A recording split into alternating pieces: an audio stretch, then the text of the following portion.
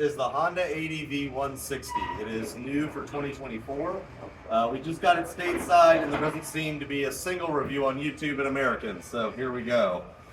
What is the ADV-160? Well, it's the ADV-150, only better. 10 more better, to be exact. Actually, they bumped up the displacement to 157 cc. It adds one more horsepower, but more importantly, it makes this legal in just about every state to ride on the highway or interstate. A lot of states have displacement laws, so that's mostly why Honda did this. Also, I think they just wanted to bump up the horsepower, stay competitive. This allegedly hits 78 miles an hour. It depends on rider weight and conditions, of course. I haven't seen that yet, but you know we're never going to leave it stock. Just going over this real quick, it is twist and go, which makes it a moped scooter. Obviously, this is much more powerful and bigger than the Vespa that you're all envisioning. So it's a sport bike that has a twist and go, is what it is. It's a motorcycle engine. What I like about it is it's very similar to the Ruckus, the ADV specifically. Now they make a more streetable version of this called the PCX, which seems like it's got less suspension travel, street tires, and some very, very small differences. It's mostly styling, but I do like that it has so much suspension travel in the back. It's got the dual shocks. They're not adjustable, but I haven't had an issue. I haven't bottomed them out yet. Part of this review, I did in fact run over a ladder at 55 miles an hour, so I don't know why every review I do has to have a crash test before there's even 30 miles on the darn thing, but it is what it is. The suspension probably helped save my life, though. Take that for what it's worth.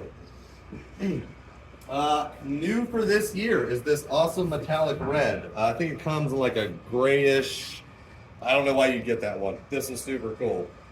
It has a lot, but we will go over everything in this review. Hoping to get some ride around and maybe some top speed results. We'll see. Going over the controls here, we have your turn signal, left and right. It does have center cancel, which is nice. There's a horn. Brights, running lights. We have our rear brake. I do like how big these handles are. I've got bigger hands. Maybe if you have smaller ones, the amount of reach required may be an issue. It does have the ubiquitous parking brake. It seems like it goes in very well. It's fairly effective. The mirrors. I'm a taller guy and I'm a little bit wider across. I wish the mirrors stuck out a little bit further when we're a little bit taller. Now, I get that on an ADV, it's supposed to be like an adventure bike. They probably had smaller mirrors for, more clearance or whatever. I wish they were bigger.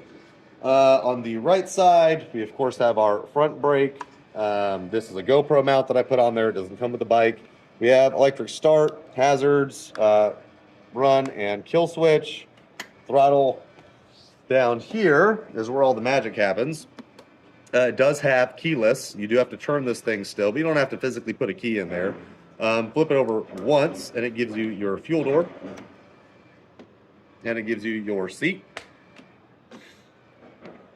In here is like 42 liters of space or something. I probably got that number wrong. It's a lot of space. You cannot fit a full face helmet under the seat. That's probably the only gripe you're going to have here. I doubt you seriously need to fill this up unless you're getting like groceries or something. So storage-wise, it's great. And if we push the switch over one more time, it powers on the bike. It does have a display here. Just going through the display real quick, this tells us the ambient temperature, our voltage. We've currently got the hazards engaged, so it'll tell us that. They're off now. The next one, we have average fuel economy, elapsed time, all that good stuff. We have traction control, miles driven, trip A, trip B, basic stuff, guys. You got a speedometer, RPM gauge, the clock is right, and has a fuel gauge. You don't get a whole lot display-wise on this bike. I have heard some people complain that it's a TFT screen and not like a LED, VR plus 9 million. I don't care, man. I just need to know how fast I'm going. It does have some pretty cool headlights that are controllable from the stem. You've got your running lights. They're like DRLs, and then you have your high beams. They probably don't look really bright on camera, but I promise they rival the headlights on most modern cars. Going around the back, it's the same thing. You've got your basic running brake light. When you turn it on, it gets a little bit brighter, and hopefully when you squeeze it, there we go, it gets brighter than that. See if we get the turn signals to work. We got left, right, cancel, hazards, and that's going to be all your controls. All right, just for reference, I'm about 6 foot. Megan is about 5'9", so we're going to show you guys what the seating position looks like on the bike. It's pretty easy for me to get over. I think the seat height is about 30 inches.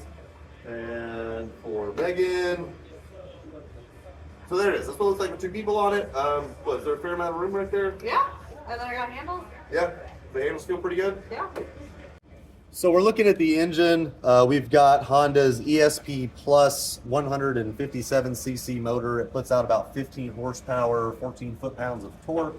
That'll be pushed through a CVT with a ton of information, like I said, about these things yet. I'm sure if I did some basic research, I'd have more, but just at face value, that's what we've got.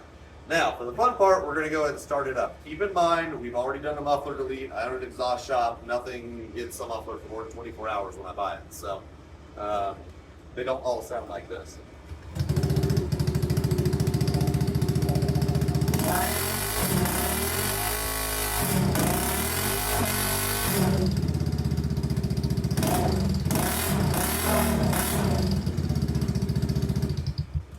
So it's pretty peppy. What I've noticed the most about the way it's currently geared with the CVT and the motor's output, it seems like it puts out peak torque pretty low, considering it's just a single cylinder thumper.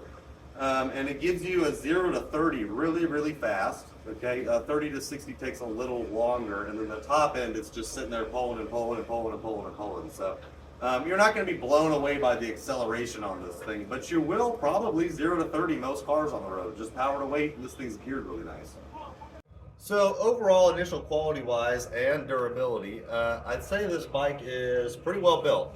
It seems like they spent money where they needed to, and they didn't spend money where they didn't need to. There are, of course, things that are plastic. Lots of the little covers, the seat's made out of plastic, but it still feels like it locks very secure. They put a metal lock on the plastic seat. Overall, I kind of trust Honda's decision-making on this. I don't think there's any real weak points that I've discovered yet. I'm sure I will eventually. But I did have the pleasant experience with 7 miles on the bike on the way home from the dealership of being trapped running over a ladder at 55 miles an hour. And there was an awful lot of good fortune there. I'm blessed to make it out of that. But the bike stayed up. It ran over the ladder. There was the hard thump, and there is some broken plastic underneath, but it's just broken plastic. The parts were like $87. I'll clip them on, and then we're good to go. But you know, no bent rims. The bike still tracks straight. No other damage that I can see, and that was one of those things where the expected outcome is going to be real bad. You know, you got cars on either side, nowhere to go. You got to hit the thing, and the bike did great. So, you know, as far as I'm concerned, I don't know what else you're going to encounter that'll be worse for your vehicle of choice than that. You know, a good 18-foot ladder can take out most cars. So, yeah, overall, very impressed with the way they put together this thing.